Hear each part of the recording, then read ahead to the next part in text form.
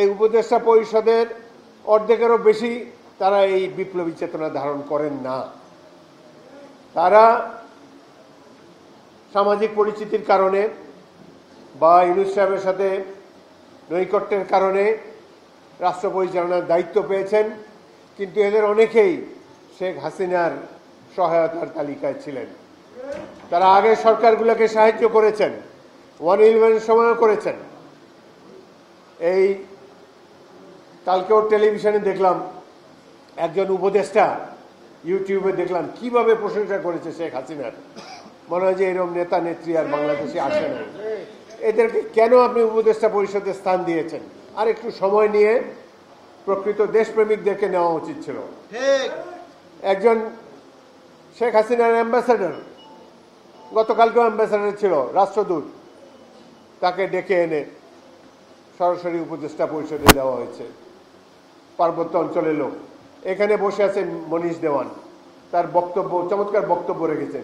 এই ধরনের ব্যক্তিদেরকে তো এই ধরনের উপদেষ্টা পরিষদে থাকা উচিত ছিল, যাদের মধ্যে জাতীয়তাবাদী চেতনা প্রখর।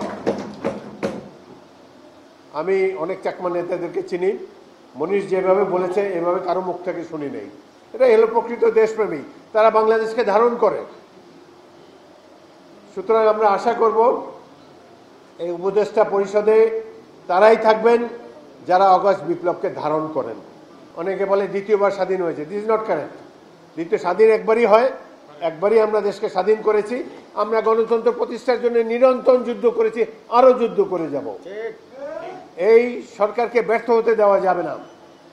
আমরা তাদের সাফল্য চাই, কিন্তু তাদেরকে সঠিক উপদেশ নির্দেশ আমরা দিতে চাই। এই দেশের pride Sans of the soil হলো এই মুক্তিযোদ্ধারা। কোনোদিন তাদের প্রথম উচিত ছিল, প্রথমে মুক্তিযোদ্ধাদের সাথে একটা বৈঠক করা উচিত ছিল বর্তমান উপদেষ্টা পরিষদে। কারা দেশটা স্বাধীন করেছে, কি স্বপ্ন তারা ধারণ করেছে, কি স্বপ্ন এখনো বাস্তবায়ন হয় নাই, সেটি সরাসরি যারা যুদ্ধ করেছে তাদের কাছ থেকে শুনে নেওয়া উচিত ছিল। প্রফেসর ইউনূস সাহেব যত শীঘ্র সম্ভব রাজনৈতিক দলসমূহের সাথে আলাপ করেন, মুক্তিযোদ্ধাদের সাথে আলাপ করে তাদের কি স্বপ্ন ছিল 71-এর সেই সম্পর্কে জেনে নিন। প্রফেসর ইউনূস কিন্তু মুক্তিযোদ্ধা, তিনি আমেরিকাতে মুক্তিযুদ্ধের পক্ষে বলিষ্ঠ ভূমিকা রেখেছেন, কিন্তু সময়ের ক্রমধারায় ধীরে ধীরে ধীরে ধীরে মনে হয় যে মুক্তিযোদ্ধারাই বোধহয় বাতিল মাল হয়ে যাচ্ছেন। মুক্তিযুদ্ধের চেতনাই তো এই দেশকে বাঁচিয়ে রেখেছে।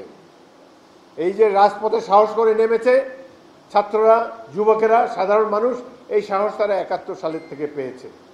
তখন দেখেছে কিভাবে খালি পা পরা, লুঙ্গি গেঞ্জি পরা ছেলেরা কিভাবে সামান্য ট্রেনিং নিয়ে পাক বাহিনীর উপরে ঝাঁপিয়ে পড়েছিল। সুতরাং এখনো সময় আছে। এখন কিছু কিছু উপদেষ্টার কথা শুনে মনে হয় তারা আগামী 10 বছর সংস্কার করতে চান। এই সরকার একটা দুর্বল সরকার, তার প্রমাণ হলো আনসার বাহিনীও অভ্যুত্থান করতে চায়, সরকার পরিবর্তন করতে চায়।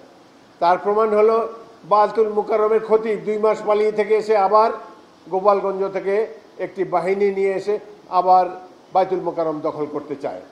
তারা ধরে নিয়েছে এটি দুর্বল সরকার। সুতরাং আপনারা যে দুর্বল নন, সেই জন্য বিভিন্ন শ্রেণী গোষ্ঠীর মানুষের সাথে, বিভিন্ন পেশার মানুষের সাথে মত বিনিময় করে আপনাদের অবস্থানকে আরো পাকাপোক্ত করুন।